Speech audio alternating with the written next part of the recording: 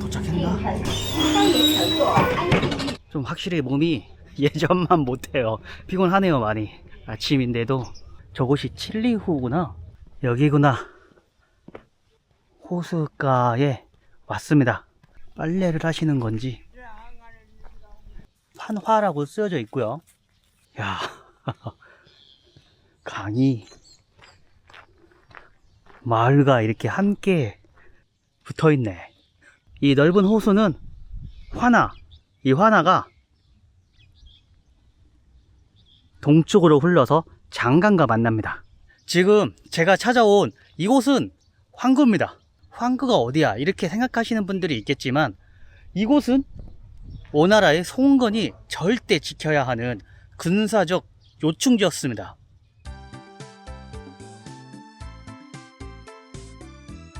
때는 황후 7년 228년이었습니다. 당시 오왕이었던 송건은 황제가 되고 싶었지만 해남 지역의 위나라 총사령관 조유를 당해낼 수가 없었습니다. 조유는 오나라 땅 깊숙이 들어와서 환영까지 빼앗고 그것을 지키던 심덕까지 목을 베었고, 또 오나라의 장수 한덕과 적당둥이 조유에게 항복하기도 했습니다. 여기서 한종은 한당의 아들이에요. 그만큼 오나라 군대에게 조유는 공포의 대상이었습니다.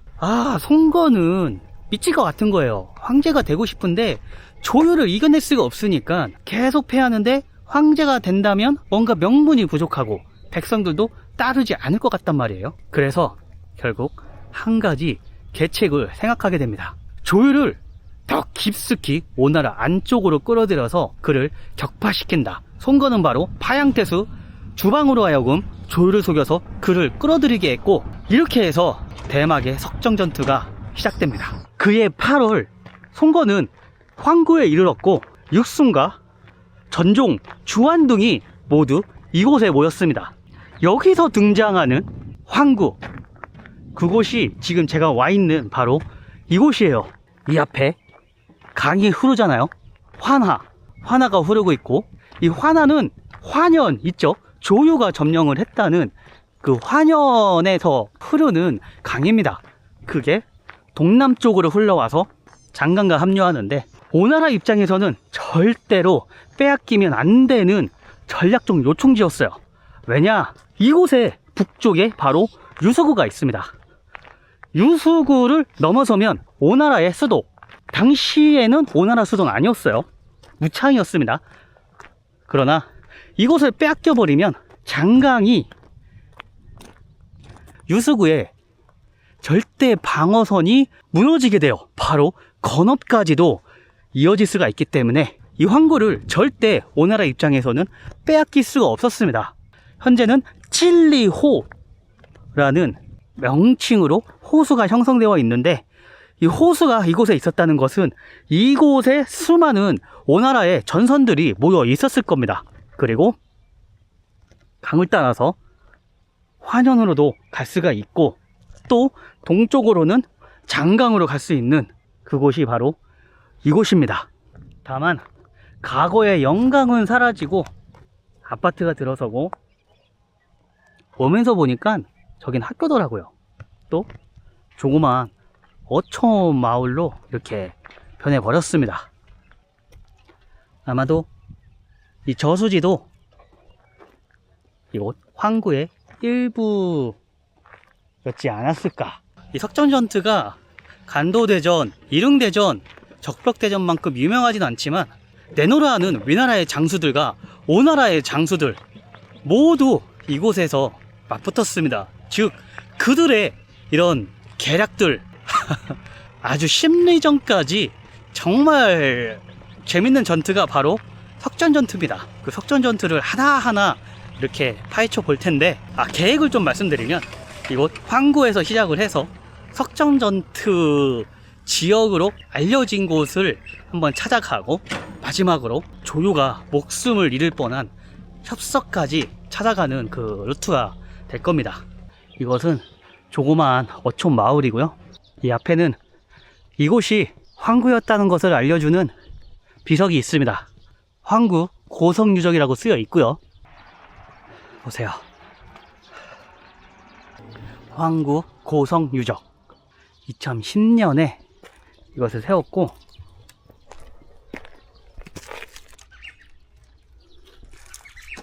따로 소개는 없습니다. 장군이 마차를 타고 있네요. 아마도 송건과 육손이 아닐까. 석정 전투가 벌어지기 전에 송건은 육손에게 황홀과 대도독으로 삼아서 조유와 맞서 싸우게 했습니다. 항어를 받았다는 것은 이미 송건의 권한을 육손에게 넘겨줬다는 거예요. 그러니까 석정 전투의 모든 전투는 육손 너에게 맡기겠다. 너가 알아서 해라. 육손이 절대적인 신임을 받고 있다. 그렇게 볼 수가 있습니다. 그리고 상구진촌은 완화에 위치해 있고, 상구진촌의 역사는 유구하다. 고대시대에는 이곳을 왕구라 불렀다. 225년 황제 봉기 삼국지 5서 송건 전에는 기록이 있다. 이 초는 고대의 군사 요지였다. 역사 기록에 근거해서 일찍이 이곳은 수차례 군사 전쟁이 벌어졌다. 사실 현재 이 석정이 어디에 있냐, 구체적인 위치는 정확히 고증된 곳은 없습니다. 먼저 삼국시 지폐에 보면 잠산시 동북쪽에 있다라고 적혀 있고요. 잠산시는 옛날 삼국지 시대 때 완현이었습니다. 일반적으로는 잠산시와 동북쪽 해녕현의 경계선 그쪽이 석정 전투가 일어났다라는 그 장소로 보고 있어요. 사실 이 석정을 딱 한 곳으로 비정할 수 없는 게, 당시 총 동원된 군사들이 어마어마했습니다. 위나라 대사마였던 조유는 10만 대군을 이끌고 있었고, 육손 역시 그의 맘먹는 병사들을 거느리고 있었습니다. 석정 이것도 가정이랑 똑같이 정이에요. 고대에는 이 정을 심리마다 설치를 해 두었습니다. 정 단위의 행정 단위였어요. 그 규모는 굉장히 작았기 때문에 구체적이다 이렇게 알 수는 없습니다. 그나마 현재는 아까 말씀드렸던 해녕원과 잠삼시 그 경계선에 있었다고 해요. 그렇기 때문에 저는 다음 목표로 한번 해녕현으로 가보도록 하겠습니다. 이 학교가 규모가 정말 크거든요. 여기는 진짜 외진 곳인데 이곳에 학생들이 다 있나? 그것도 궁금하네요. 근데 보면 저기 아파트 단지가 많이 있으니까 뭐 알아서 하겠죠. 버스 정류장이 있어서 버스에 사람이 한 명도 없어요.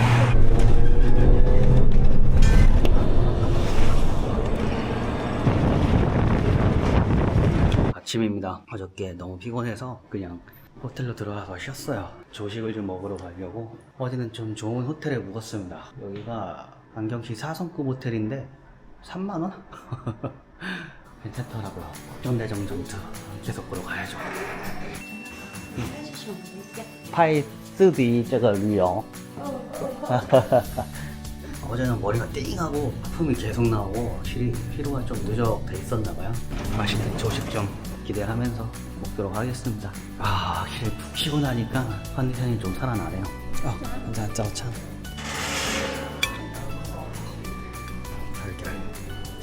푸짐하네. 혼돈.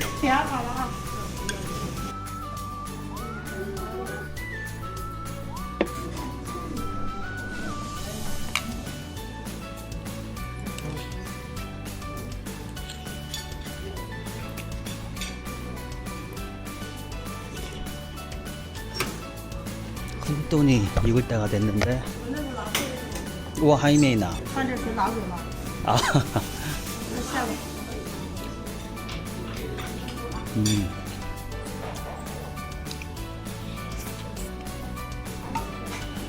谢谢.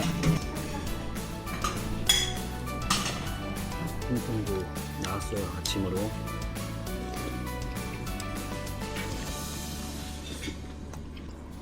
같이 넣어서 먹으면 별미예요. 별미.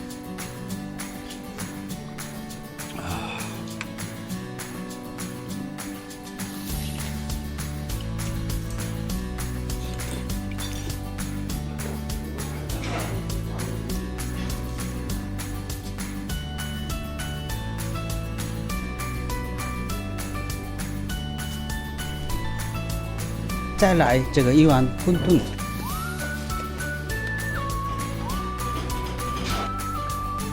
이것도 한맛 해요.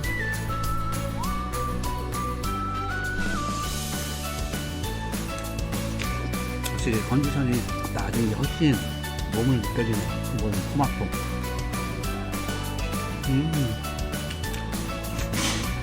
아, 谢谢. 아.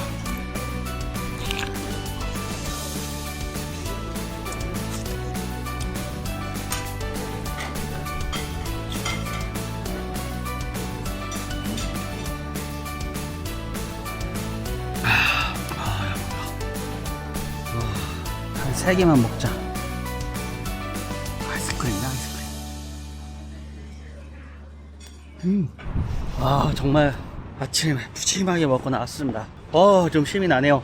어제에 이어서 해녕으로 가도록 하겠습니다. 바로 석전대전이 일어났던 곳입니다. 숙소 바로 앞에 해녕까지 가는 버스가 있어요. 어저께 힘들었는데 숙소 잘 잡았네. 항상 가방도 무거워서 짐을 좀 뺐어요. 호텔에 좀 맡기고 왔습니다. 이게 또 은근히 체력을 잡아먹는 것 같아요. 물도 바로바로 마셔야지.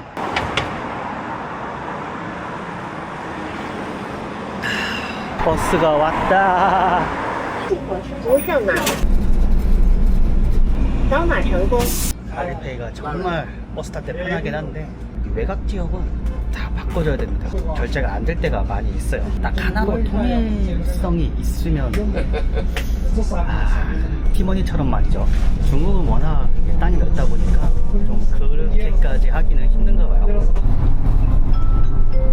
버스에서 내려서 해녕에는 도착했어요. 화년의 동북쪽 지역으로 먼저 이동해 보려고 합니다. 일단 택시를 좀 불렀습니다.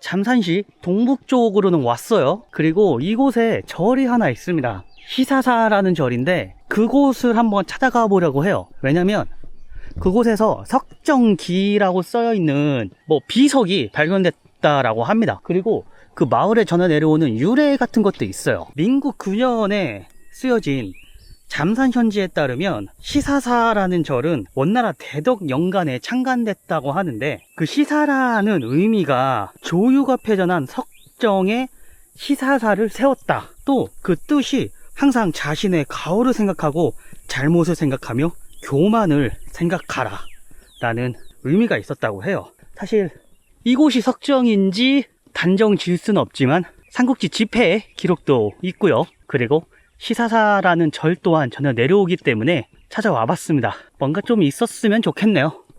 전부 습이고 마을 주민들이 좀 알고 계시려나. 그리고 이 마을 이름은 시사촌이라는 곳입니다. 닌하오 닌하오. 원이샤오 원. 干不干？ 슈팅 哦， 슈팅 쭈짠 啊，在这里吗？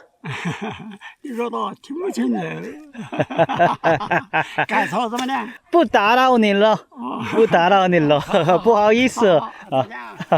여기는 집이 한 채 지어져 있는데 2층 집이네요. 아니 중국에 돌아다니다 보면 진짜 외진 곳인데 의외로 괜찮은 집이 많이 있어요. 2층 집에 또 차도 좋은 차들도 많이 끌고 다니시고 그런 풍경을 자주 볼 수가 있습니다. 석전전투 때 조유가 매복을 했다고 하거든요. 확실히 매복을 할 만하긴 하겠다. 지금 이곳을 와보니까. 다만 상대가 누구였습니까? 바로 육손이었습니다. 정말 재미난 석정전투 이야기, 삼국지 천재들의 지략 싸움들. 일단 그 절부터 한번 가서 한번 들려보고 자세하게 한번 이야기 해보도록 하겠습니다. 일단 무엇보다 컨디션이 좀 살아났다는 게 어제는 왜 이렇게 움직이는데 하품이 나고 돌아다닐 뭔가 그런 힘 없었어요. 14寺庙人呢，这样子是有，现在还没走，他这个现在走这个小岸这个地方叫石亭是吗？叫14这个石亭三国石亭三户石亭石亭事情，三国志那搞不清了。好好，这个寺庙那边是吧？谢谢。 이건가 보다. 굉장히 작은데. 你好，这个是14寺对吗？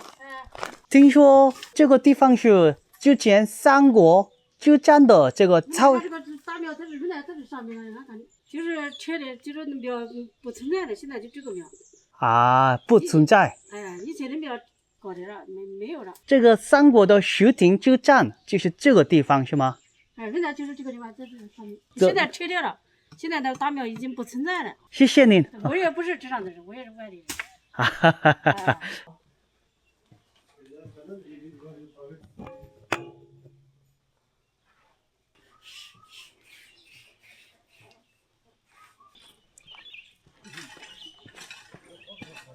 이거 뭐 어디를 말하는 건지 알 수가 없으니까 논이네요. 논. 이런 데는 개구리가 좀 많이 돌아다니는데 한 마리도 보이지가 않구나. 일단 구체적인 위치를 뭐 확인은 할 수는 없어요. 그냥 이곳 일대를 한번 보고 싶었고, 왜냐 석전대전이 바로 이곳 일대에서 벌어졌다고 알려져 있기 때문입니다. 그리고 이렇게 넓은 평지인 것을 보면은 10만 대군이 충분히 주둔을 할 수 있는 그런 곳이다, 그렇게 또 말은 할 수 있을 것 같고요. 이제 석정전투 전개 과정에 대해서 이야기를 해보려고 하는데요. 파양태수 주방이라는 자가 있었습니다. 그는 환성에 주둔 중인 조유를 더 깊숙이 끌어들이기 위해서 조유에게 거짓 항복 서신을 보냅니다. 내용은 대략 이래요. 조유를 찬양하고 나는 지금 송건에게 우대받지 못하고 있다. 파양 일대 이곳 백성들이 송건에게 굉장히 반감을 가지고 있기 때문에 장군께서 군대를 이끌고 남하한다면 파양군 백성들은 반드시 반길 것이고 우리가 호응에 나설 것입니다. 사실 조유가 이 편지에 속아 넘은 것은 확실해요. 조유는 멍청한 사람이 아니었습니다. 조씨 종실이자 한중전투 때 장비를 물리치기도 했었고요. 또 오나라 전선 그쪽에서 오나라의 공포의 대상이기도 했습니다. 조유가 나서기만 하면 다 이겨버렸으니까요. 그런 조유가 주방에게 속을 수밖에 없었던 이유는 파양이라는 지역, 그 지역이 실제로 오나라가 그 땅을 점령한 이후에 정말 수많은 반란이 일어났습니다. 그곳 백성들이 오나라에 반감을 가지고 있었다는 것은 명백히 사실이었어요. 팽기라는 자가 얼마 전에 반란을 일으키기도 했었고요. 그리고 또 조유의 마음을 사로잡은 계책이 있었는데, 조유가 환성에서 남하하면 파양군이 호응할 것이다. 환연이 있고 장강이 흐르고 그 밑에 파양군이 있습니다. 만약 조유가 파양을 점령하게 된다면 장강을 중간에 끊어버릴 수가 있어요.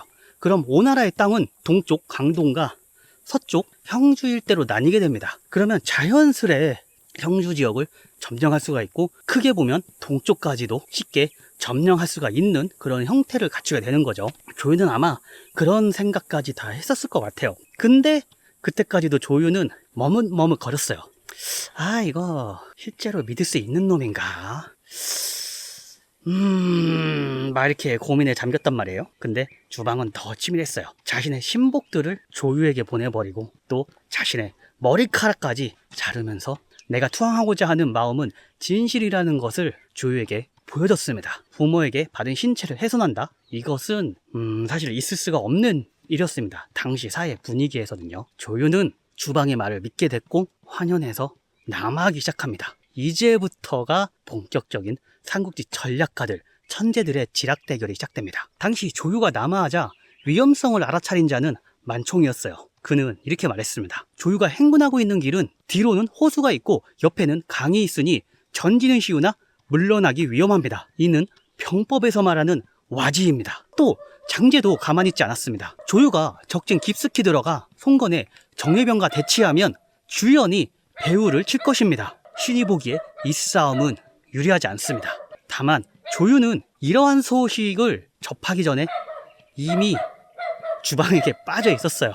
조유는 더 안쪽 깊숙이 들어가고 있었습니다. 오나라의 육손 역시 조유와 싸울 준비를 하고 있었어요. 상황이 이렇게 돌아가자 조유는 자신이 속았다는 것을 알아챘습니다. 다만 자신이 속았다는 거가 조유 스스로에게 굉장히 치욕적이었어요. 또 본인이 이끄는 병사들은 정예병사들이었기 때문에 내가 비록 주방, 아니 오나라 당신들에게 속았지만 나는 정예의 병사를 이끌고 있다. 오나라와 맞설 준비는 되어 있다. 이런 자신만만하게 위나라의 대사마 조유와 오나라 최고의 책략가, 아니 명장 육손의 대결이 시작됩니다. 사실 석정대전의 첫 번째 대전은 제가 있는 이곳에서 벌어지지 않았습니다. 조유는 환성에서 더 남아있기 때문에 황국 그 강을 따라 들어온 육손의 군대와 만났을 겁니다. 조유의 계책은 복병이었어요. 지금 보이는 이곳 석정 일대처럼 이곳은 평지가 많고 습이 우거지기 때문에 복병하기에 적당했을 겁니다. 반면 송건은 이미 조유의 계책을 다 알아차리고 병사를 3군으로 나눕니다. 주왕과 전종에게 좌우를 맡게 하고 육손 자신은 중앙군을 이끌고 부대를 세 갈래로 해서 조유의 군대를 향해 진격했습니다. 결국 조유의 복병들은 들통났고 첫 번째 교전에서 조유는 패배했습니다. 사실 여기까지만 해도 조유의 진영 자체가 무너지지 않았기 때문에 그렇게 큰 피해를 입지는 않았어요. 점점 전투가 육손 쪽으로 기울어가자 조유는 후퇴할 수밖에 없었습니다. 후퇴를 하고 주둔한 곳이 바로 이곳 석정 일대였어요. 다만 당시 위나라는 가규가 동간으로 진격을 하고 있었고 사마이 역시 하구로 진출하고 있었습니다. 석적 전투가 일어나기 전에 오나라의 일부 군대가 안육으로 가기도 하거든요. 이것은 사마이의 군대가 하구로 오기 때문에 서쪽 루트를 차단하기 위한 그런 움직임이었습니다. 다만 사마이는 이번 석정 전투에서 굉장히 꺼림칙스러운 게 이 전투에 굉장히 소극적이었다는 거예요. 반면 사마이가 주도권을 갖고 행사하는 전투에서는 정말 날라다녔습니다.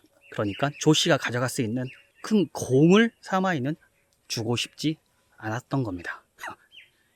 참 무서운 인물이죠. 반면 가규는 인물에 따라서 동간까지 이동을 하게 돼요.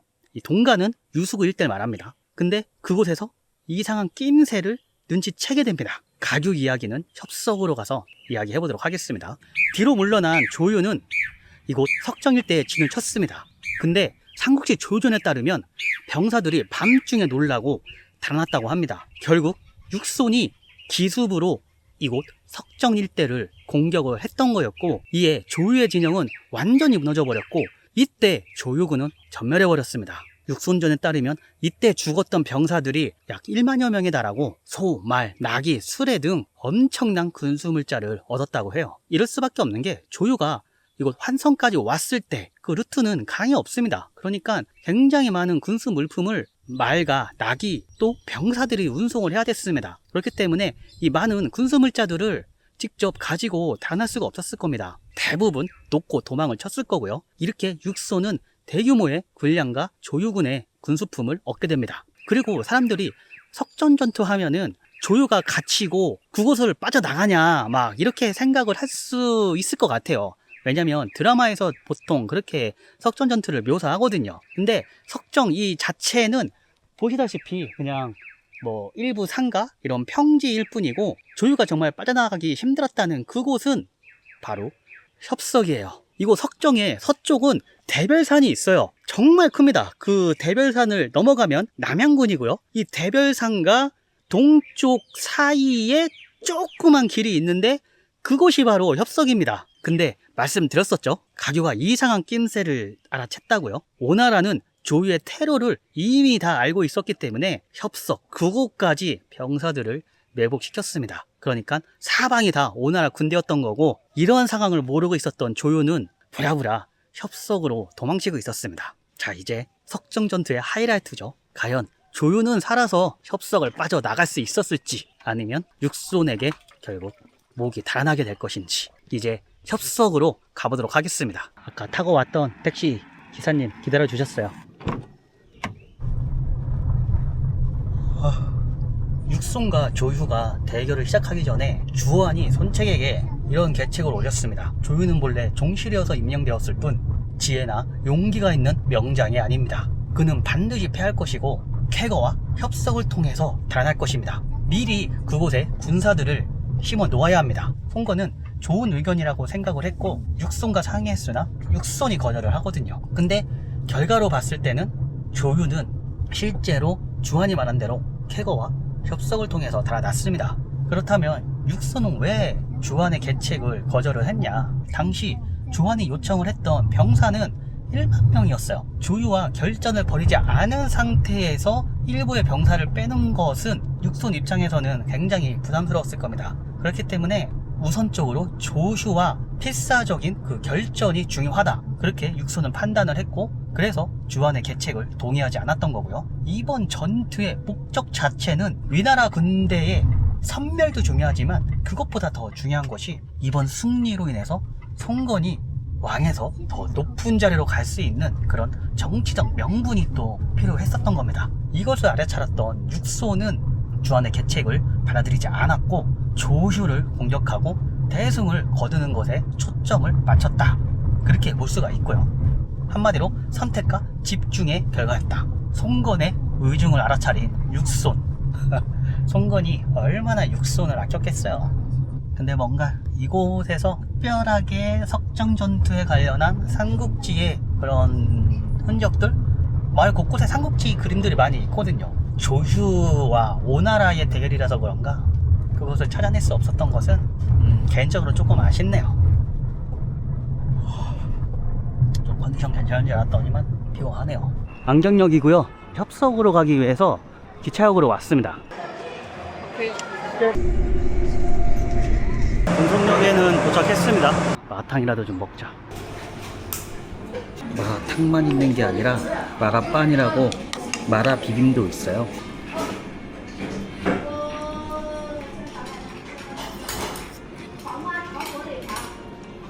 확실히 날씨가 더우니까 비빔면이 맛있네요.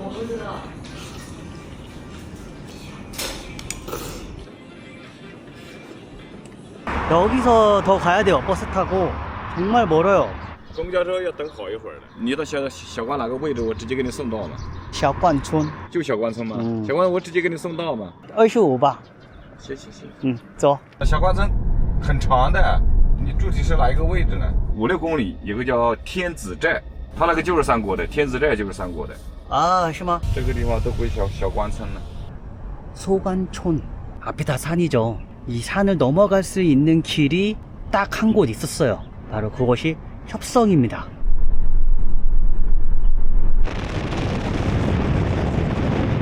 就这个位置。 看见吗？那上面大雄宝殿。 석정 전투의 마지막 협성에 도착했습니다. 야, 보세요. 이 넓은 산에 길 하나 딱 놓여 있습니다. 이쪽도 마찬가지고요. 이 남쪽으로 가면 화년에 갈 수 있는 길이었고요. 이곳은 북쪽입니다. 여강 합비까지 갈 수 있는 길이 바로 이 길이었습니다. 그러니까 이 길을 막아서면 어떻게 되겠어요? 갈 길이 없어집니다. 이곳을 건너갈 방법이 없어요. 그러니까 이곳을 차단시켰다면 바로 위나라 땅으로 넘어갈 수 있는 길이 차단되는 거고요. 아니나 다를까 위나라는 바로 이곳 협석을 틀어 막았고 조유는 앞으로 전진할 수도 뒤로 후퇴할 수도 없었습니다. 왜냐? 여기 남쪽은 바로 오나라 군대가 쫓아오고 있었거든요. 아주 기가 막혔어요. 석정 전투는.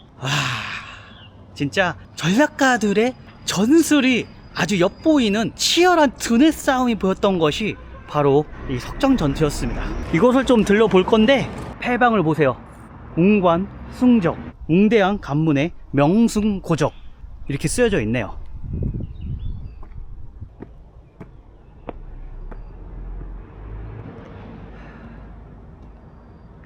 보세요. 이것은 다 대별산의 일부입니다. 거의 서쪽 끄트머리라 보면 되고. 이야 잠깐만요. 저기 표지판에 설명이 있어요. 위오 협석 전투 한번 가서 읽어보겠습니다. 호안 건한 19년 214년 송건이 노숙과 여몽을 때리고 환성을 공격했다. 대장 장료가 구원에 나섰고 협석에 이르렀다.